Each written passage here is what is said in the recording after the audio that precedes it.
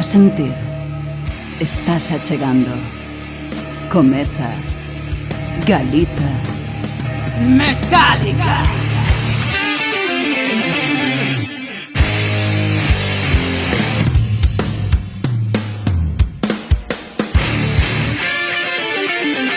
Moi boas, son Pati Castro e estou encantada de atoparme contigo outro día máis.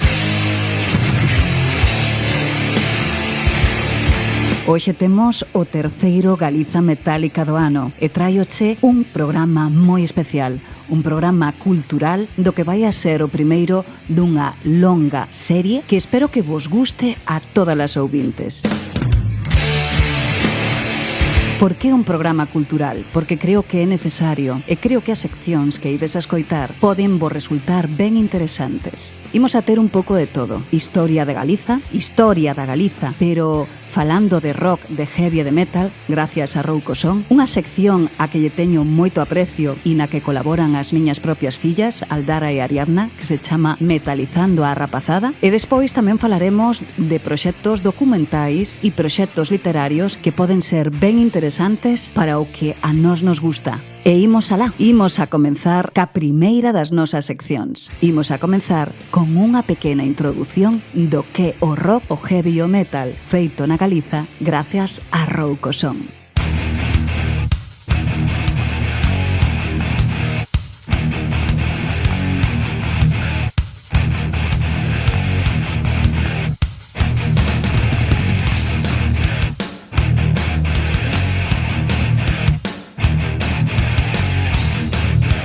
A historia do metal galego.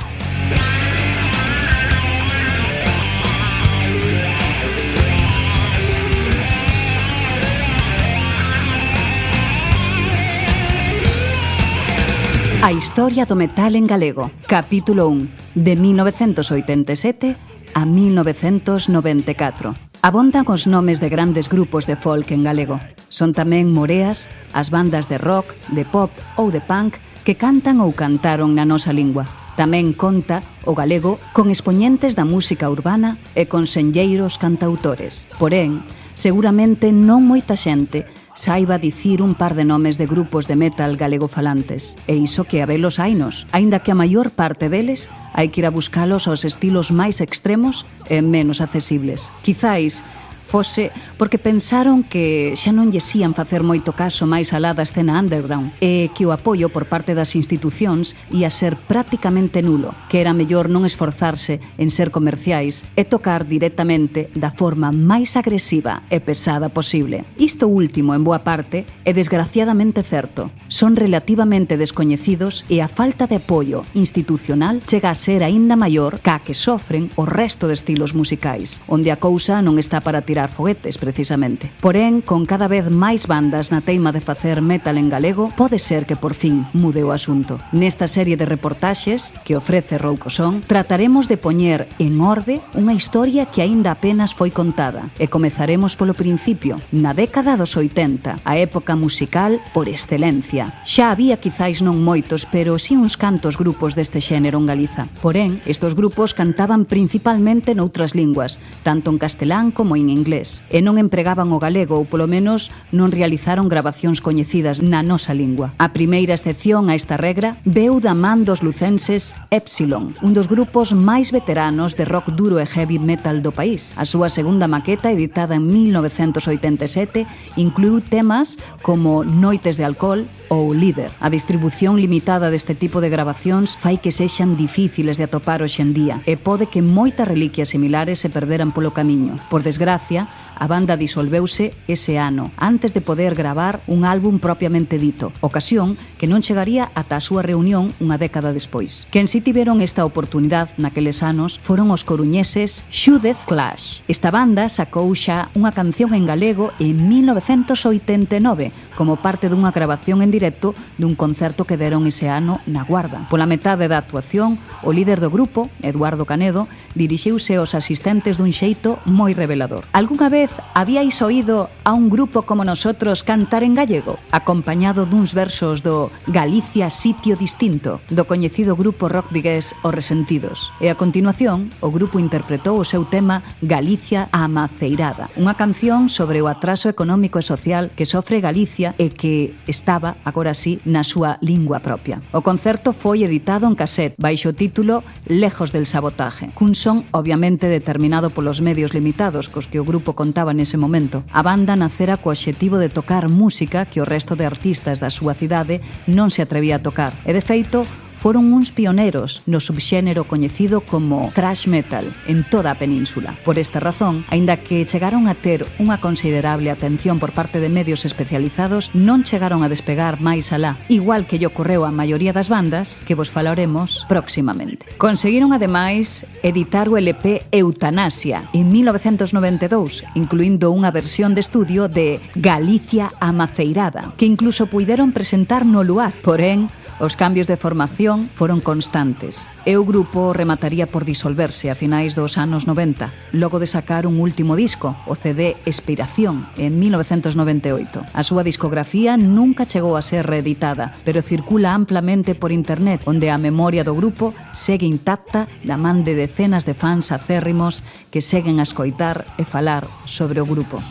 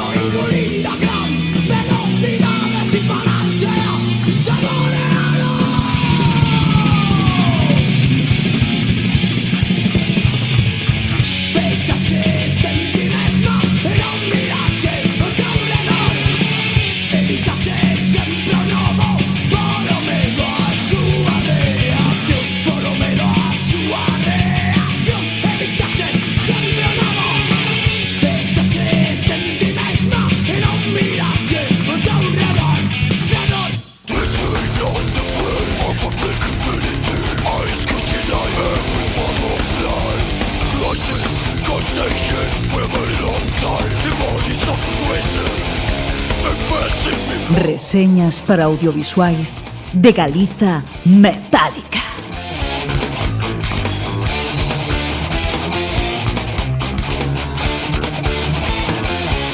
En esta sección de documentais e material audiovisual quero darlle o inicio co que creo que é o primeiro documental pioneiro que se fixo sobre a música death metal galega. Estou falando o título Escuros, Roncos e Compasados.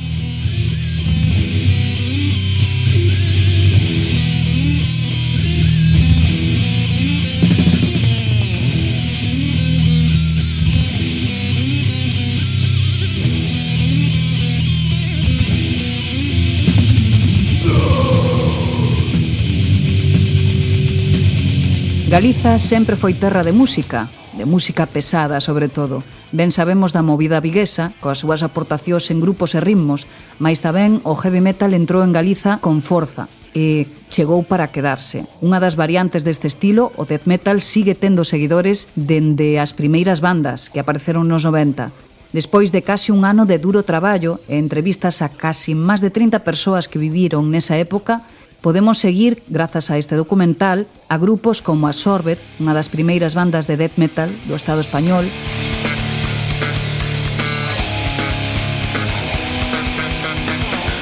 e outras como Osmosis, Unnatural, Dismal, Disface, nomes asociados a un movimento moi concreto, como é o death metal, e a un tempo, como son os 90 na Galiza. O documental Escuros, Roncos e Compasados, por medio de entrevistas a diversos membros da escena, dende os propios integrantes de grupos ata os produtores ou redactores de fanzines, por exemplo, inténtase rendir homenaxe a un movimento de corte puramente underground, como é o death metal galego ao longo dos anos 90. E tamén inténtase profundizar na súa historia e nas súas historias. A dirección está a cargo de Luis E. Freud e Carlos Pensado. O ano no que se lanzou foi o 2012. Ten unha duración de case 2 horas, uns 126 minutos, e está en galego e en español. Non volo perdades. Máis que recomendable. Escuros, roncos e compasados.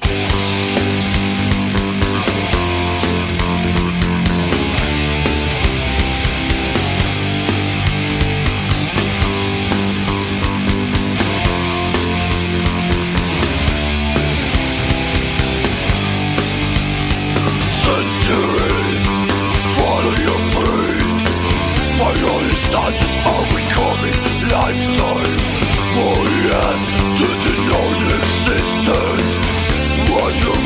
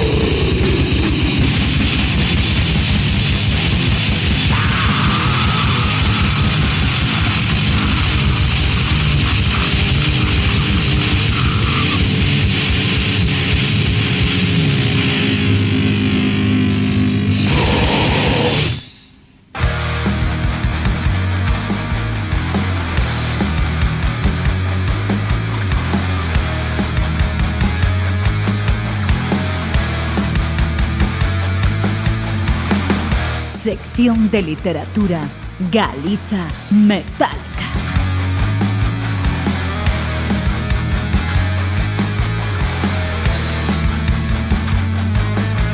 E na sección editorial quero vos falar de un proxecto o que lle teño especial agarimo. Fai pouco fixenlle unha entrevista a Miguel da banda Nin a Tiros, que son realmente quen comenzaron este proxecto que se chama Nativas.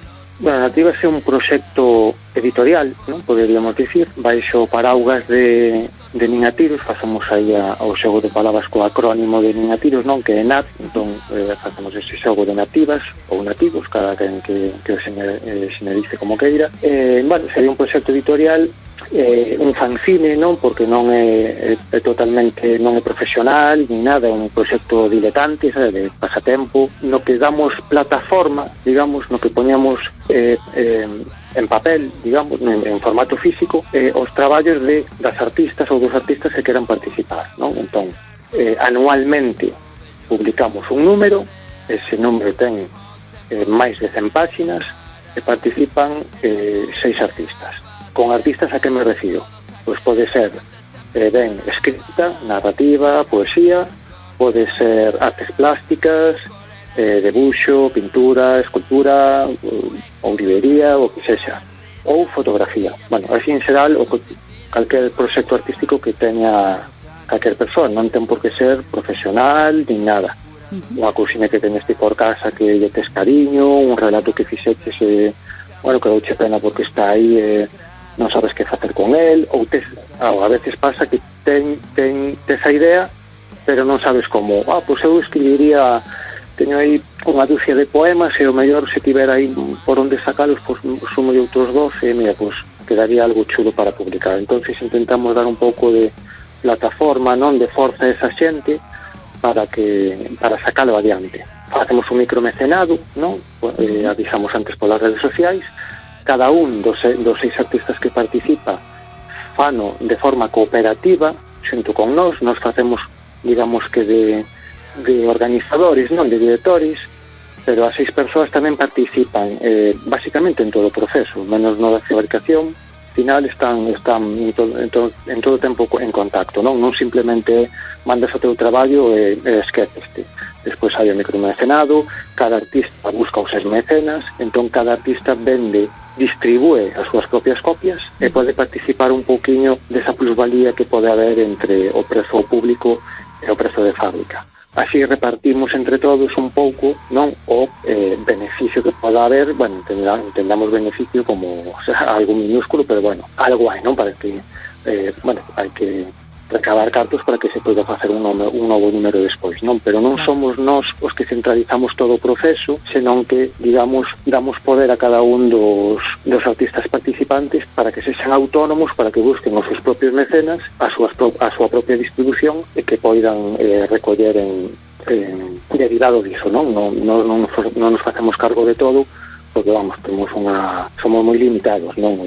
Traballamos así, pois, de boca a boca e de man a man, casi. Como xurdeu isto de Nativas? Quen foi a cabeza pensante ou cal foi o momento no que se decidiu? Pois a decisión ven da época esta na que estivemos así medio presos na casa polo tema do COVID, bueno, con un poquinho máis de tempo e tal, e falando con Fosi tiña un proxecto, no ano pasado ten todavía un proxecto poético que se chama Proxecto Fosi.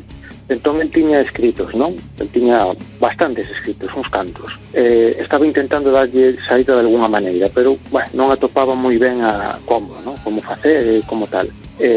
Pasoumos, oulinos, bueno, pues, sinceramente dixen a mí isto pareceme que está ben. Eu tiño lido cousas menos boas, sabes, que tiveron premios ou tal, digamos, poemarios premiados ou obras premiadas. O sea, isto pasaría completamente por aí, non? Diñe un pouco de voltas e dixen, mira, pois, díome a manta a cabeza, fago eu como se fose un editor, non? Poñome aí nesa personaxe, non? De, bueno, pois, se teño teu, se eu poño as letras de Nin a Tiros, ou se o guitarrista pinta cuadros, vale, pois xa temos un pintor. Por aquí temos outros debuxos e outro poemario, moi ben. A fotógrafa nos querida Leti, tamén pois vou chamala a ver se queren mandarnos unhas fotografías. O primeiro número foi así, non? Moi de petit comité, por decirlo así, moi de círculo moi estreito, entre nós se sente moi cercana. Era para ver como saía, non? A ver que pensa a xente, a ver se hai feeling, non? Se hai resposta. E gustou, non? Hubo resposta. Hubo resposta porque realmente, pois iso, son máis de 100 páxinas, a cor, a fabricación é boa, entón, bueno, é interesante, metemos, bueno, unha especie de introducción. É algo como de coleccionismo, penso eu, non? Incluso, porque un produto ben feito, con algo totalmente original, eu creo que incluso para unha peza de coleccionismo. Sí, aquí na casa, por exemplo, a miña parella Rocío ten cómics, non? Etcétera. Guiaime tamén moito por eso, polas edicións do cómic, tipo cómics ou novelas gráficas así con lombo, non? Que van seriadas, digamos, 1, 2, 3. Guiaime, collín a idea física, non? Allí aí, e despois dixen, bueno, isto pode funcionar. Se unha vez ao ano buscamos 6 persoas, malo será que de boca en boca non vaya trascendendo, etcétera. Entón, levamos 3 números con sacado para este 2023, todos polo mecenado. A edición é limitadísima a mecenas, é dicir, que hai que enterarse porque senón pasa. Porque, claro, que non podemos arriscar que... Sí, a facer unhas edicións a moitísima xente cando realmente isto é eso, unha rara avis, unha cousa pequerrechiña de edicións moi limitadas e que vale a pena ter porque que simplemente xa solo pola edición tan limitada é algo como un tesouriño, non? Eso é, efectivamente, tiramos moito de iso, non? De dicir, mira, é unha edición limitada e non se vai a reeditar, non vai estar colgado en internet, porque non vai estar o PDF colgado en ningún sitio, ni nada. Por exemplo, coa nosa música hacemos todo o contrario. Se o queres, telo que pagar e ya, non queda máis opción. Tes que te enterar e telo que pagar, pero eu dende Galiza Metálica quero lle dar difusión, non? Porque a verdade considero que esos tesouros culturais que estades aí forxando con nativas teñen que chegar polo menos a que haya xente que poida chegar a decir que eu quero un. Así que, de verdade, voulle facer o máximo de difusión porque considero que estades facendo unha labor moi interesante para preservar a cultura e, sobre todo, para facelo desde un punto de contracultura, de algo totalmente innovador e diferente. Sí, bueno, primeiro, moitas grazas, e segundo, efectivamente, esa é a idea. A idea tal cual é esa, non? É dicir, era que poñamos na introducción do primeiro número, que era nativa, era unha especie de presentación. Entón, queremos ir máis alá das fronteiras, non? Do editorial ou do artístico, do que vale ou que non vale, ou que che digan se vales ou non vales. Se ti crees que tes un poemario que vale a pena e a ti te gusta, que ninguén nunha editorial che diga isto non vale. A idea inicial foi esa, romper con eso.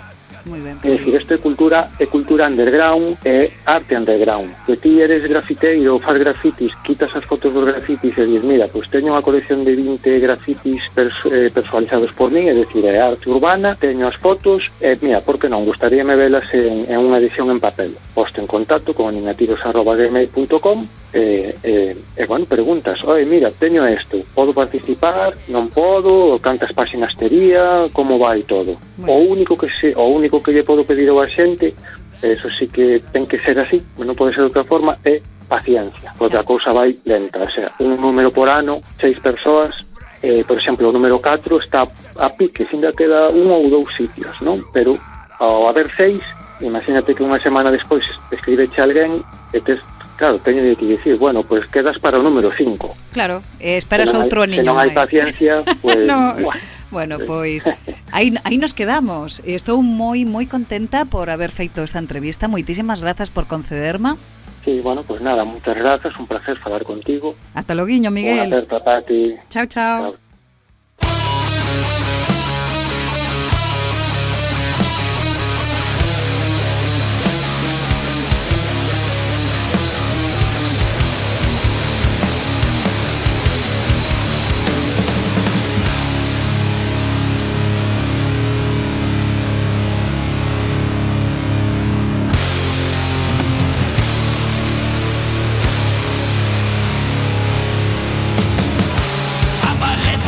sacrílega, insurrecta no adro, desvirga a pureza con cada tentáculo, penetrando gretas, martirizando santos, velando as miradas místicas dos seus ollos áridos. Ceden as portas ladeándose ante a miña presenza. Non traio louvanzas ni penitencia. Fai moito que o diluvio extinguiu o arco da bella, que se proxectaba dende altas vidreiras. Esnaquiza a monocromía, a luminaria do sagrario, protección etérea, reduto inviolado, onde resiste macilenta a bomba de nimbo áureo, fronte ao asedio das espiñas e os necrófagos salados. O mutismo insondable de Deus ensandeceu a asistencia. Hálito arxivo da descrenza, emudeza plegaria da derradeira caldea, convertendo a un verbo en fume que se evapora entre tebras cenas.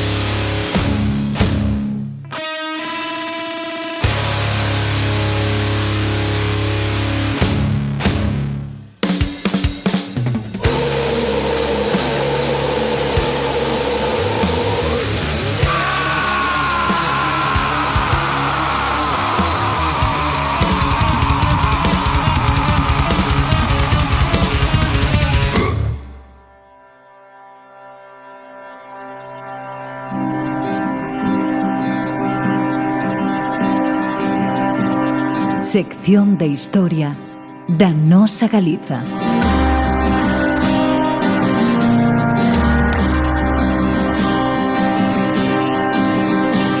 E agora imos ca pequena historia da Galiza.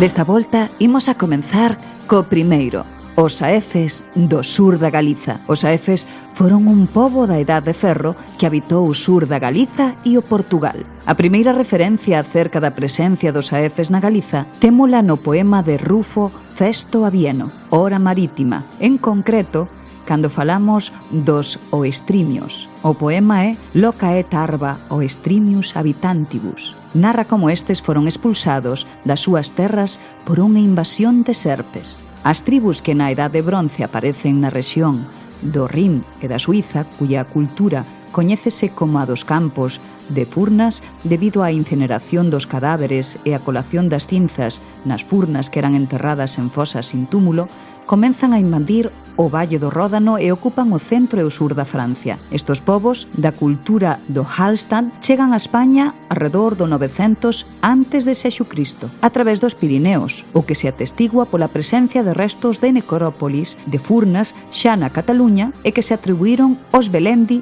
e aos Beribrances. Supónse que hubo unha oleada no século XII antes de Xesucristo que trae á península un tipo de cerámica decorativa cuyos restos acháronse no Val do Ebro. Terminada a primeira Edade do Ferro, xurde unha segunda no período do Etene.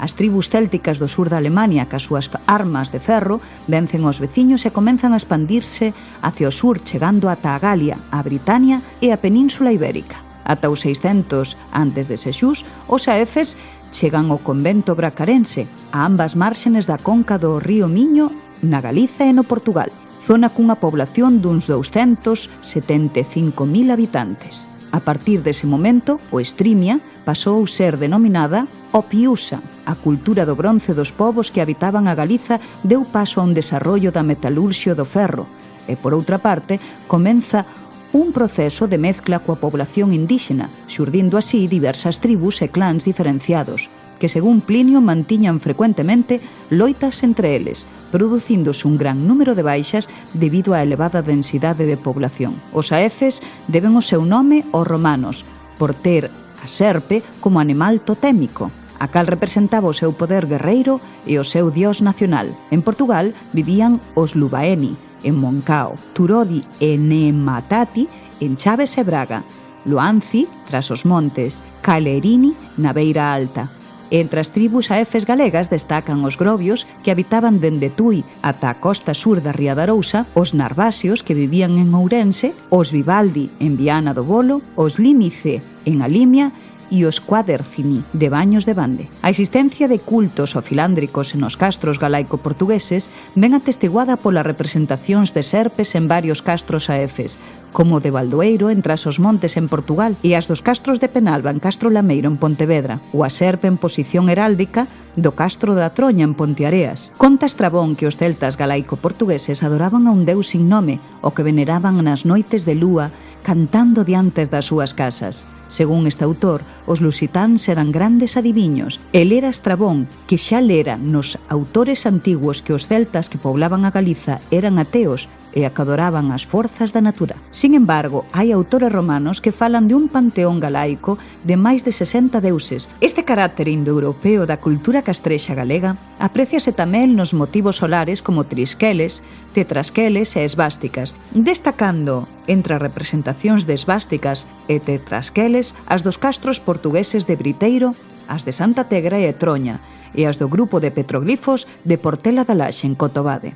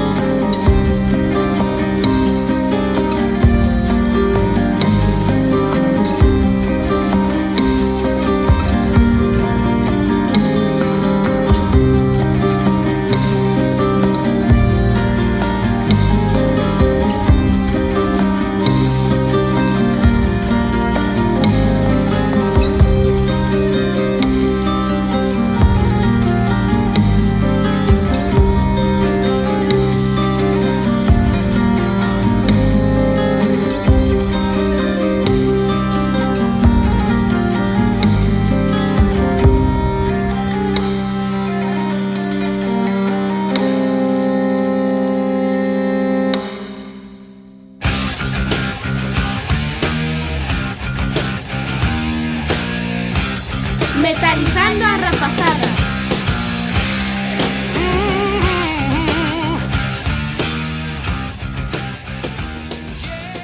Ola, chamo Mariazna Martínez Castro e teño 9 anos e gustaríame aprender máis sobre o heavy. Ola, chamome Aldara Martínez Castro.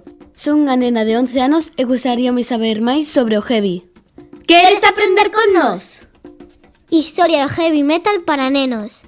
O heavy metal é un xénero musical que naceu nos finais dos anos 60 e nos principios dos 70. Tanto en Reino Unido como en Estados Unidos. As súas orixes veñen do blues rock, do hard rock e tamén do rock psicodélico.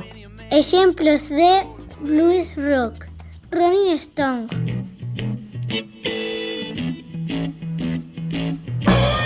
The Beatles,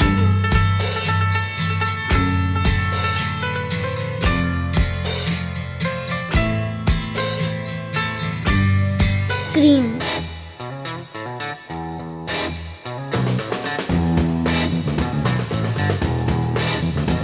Exemplos de hard rock: The Kings, coa súa primeira canción You Really Got Me.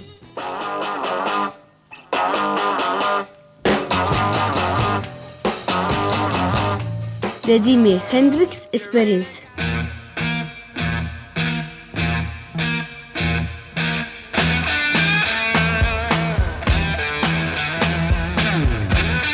Led Zeppelin.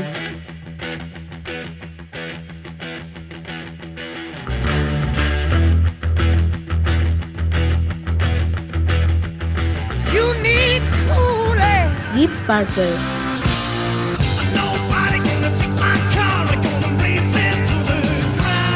AC/DC.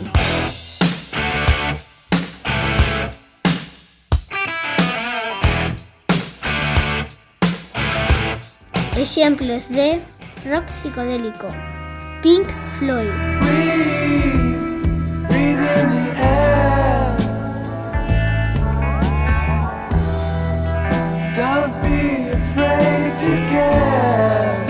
The Doors,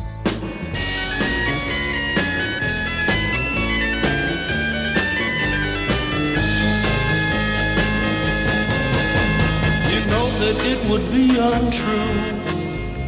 You know that I would be a liar if I was to say to you, girl, we couldn't get much higher.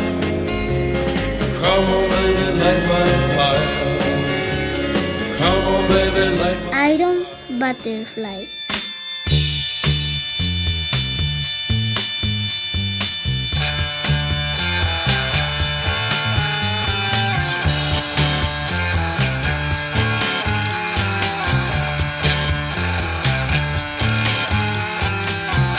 In a garden of Peter, honey. Don't you know that I'm loving you? In a garden of Peter, baby.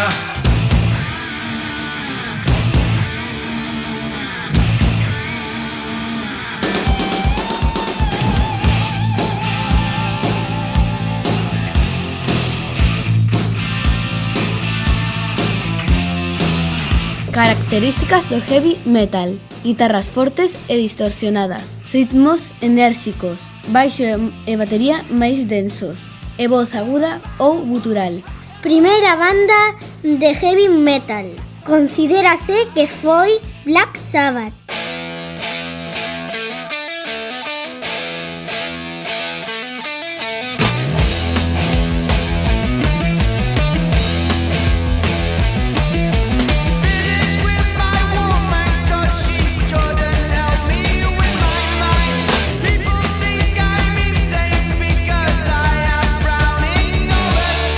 Formados en 1968, os Black Sabbath son de Birmingham, con Tommy Iommi na guitarra, Ozzy Osbourne na voz, Geezy Butler no baixo e Bill Ward na batería. A banda, dende o principio, fixeron letras sobre cousas ocultas e terroríficas e foron os primeiros do que hoxe conocemos como heavy metal.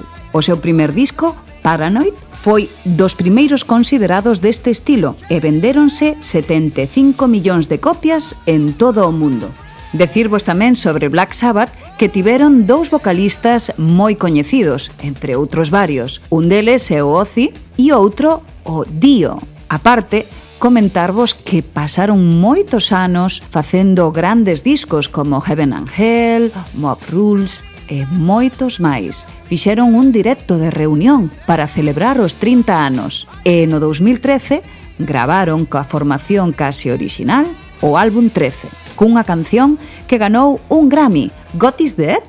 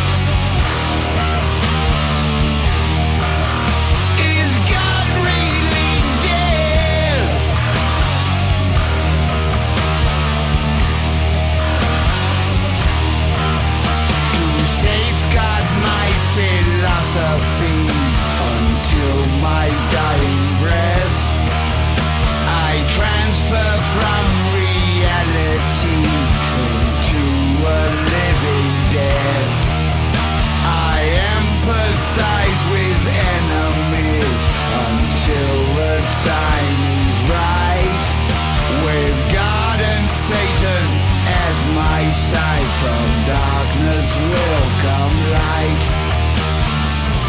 I watch the rain as it turns red. Give me more wine, I don't need bread.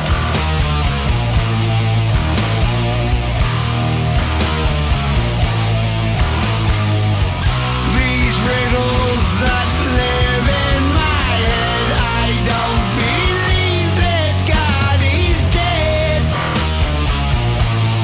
God is dead.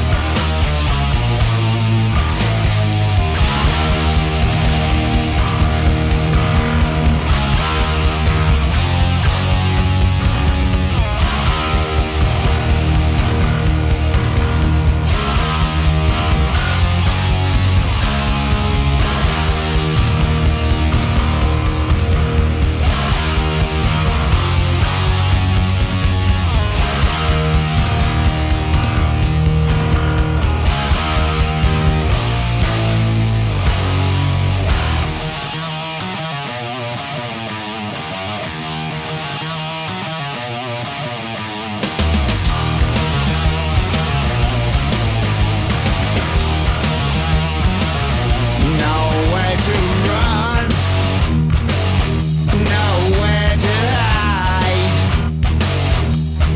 Wondering if we will meet again on the other side. Do you believe a word what the good book said? Or is it just a holy fairy tale and God is dead? God is dead. God is dead. God is dead. God is dead. Right.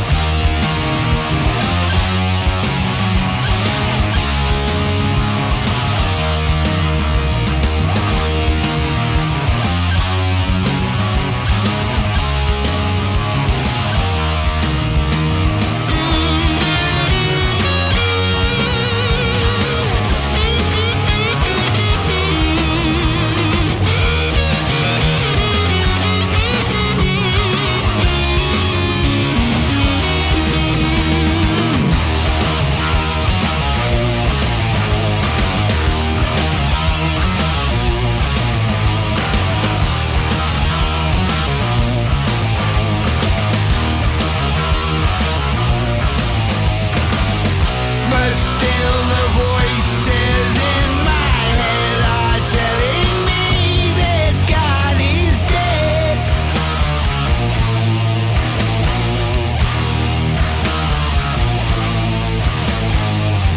The blood pours down, the rain turns red. I don't believe that God is dead. God is dead. God is dead. God is dead. Sabedes cal é a orixe de poñer os cornos? Foi un dos vocalistas de Black Sabbath, Dio. A súa avoa era siciliana, unha illa de Italia, e alí, para afastar o mal de ollo ou malocho, poñen a señal dos cornos. El fixo popular esa señal nos seus concertos. Así que saibas que cando pos os cornos non estás invocando o demo, estás apartando o mal rollo. Houbo moitas bandas que intentaron patentar este xesto, mais xa sabedes que Dio foi o primeiro. Moitas grazas, somos Ari E Aldara, esperamos que vos gustaste esta sección de Metalizando a Rapazada. Ata a próxima.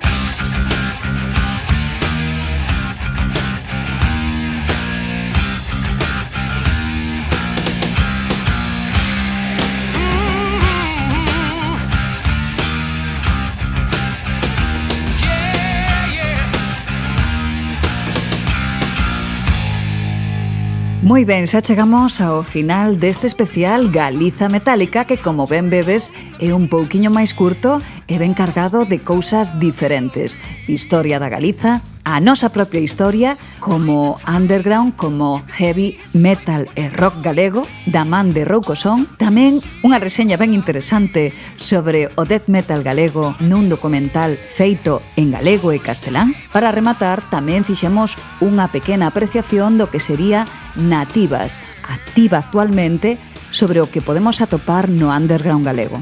E como non, a nosa sección estrella, a que representan as miñas fillas Aldara e Ariadna, de 9 e 11 anos, e que nos axudarán a máis nenos e nenas a metalizar pouco a pouco as próximas xeracións. No próximo día 6 voltaremos a ter un Galiza Metálica como os de sempre, con entrevistas, con música e con moitas máis seccións. Quero facer unha especial mención a gran labor que está a realizar o meu compañeiro nos mandos, o gran imperatore das ondas do extremo ao caos, Filipe Marta. Moitas grazas por esta recopilación que estás a degustar e que está acompañando este Galiza Metálica cultural. Galiza Metálica é un programa en podcast que podes escoitar nas plataformas de Spotify, iVoox e iTunes. E tamén, grazas ao noso colaborador e compañeiro, o gran Filipe Marta, podes escoitalo todas as noites en Antena Miño, na 106 FM de Braga, nas noites da segunda á terza feira, ás 12 hora portuguesa, no programa SOS Heavy Metal Radio Show, unindo sempre o underground galego e portugués. Moito obrigada a todas as ouvintes portuguesas. Moitas grazas e ata moi pronto. E recorda, vai aos concertos, merca música e fai o posible para que Galiza siga sendo metálica.